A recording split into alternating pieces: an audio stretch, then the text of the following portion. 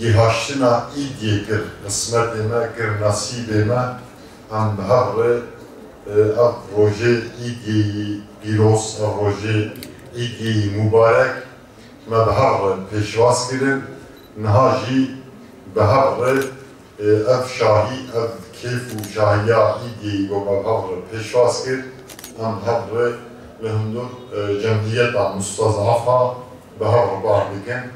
Xweda Azze ve Celle rojiyê me îbadetê gomedivê me hê dikirî bi tamamî ji me tevare qebûl bike. Tidî peyvek meşhûr heyî divê êgo ewilya wî Ramazan bê dawînga wî cejne îdye.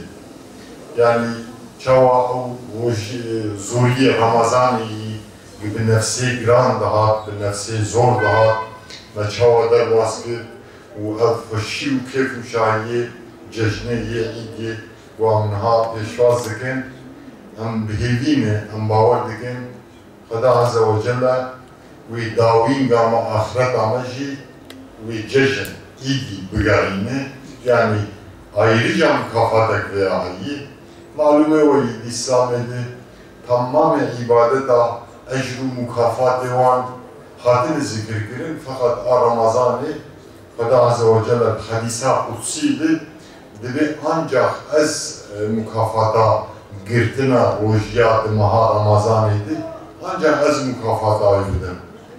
Uşka xeyr û bereketa vê mehî, qedrê vê mehî bilind diba Xweda me tebat hadîsa di kitaba de me xwendiye.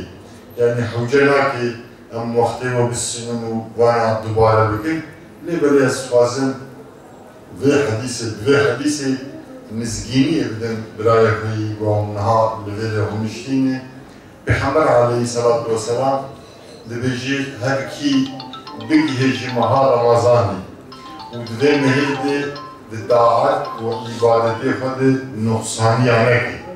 Rojiya xwe Ramazanê bi baweriyek zelal, bi baweriyek safî bigire û ji meha Ramazanê derkeve dibêjî Xweda Azze ve Celle gunehî wî derbasbûyî teva afû dike Xweda Azze ve Celle. Çünkü ev me hek qedrî bilind meha Qur'an tê daketiyê. Ji ber qîmetê ku Qur'an tê daketiyê qîmetekî wê başka li cem Xweda Azze ve Celle heye.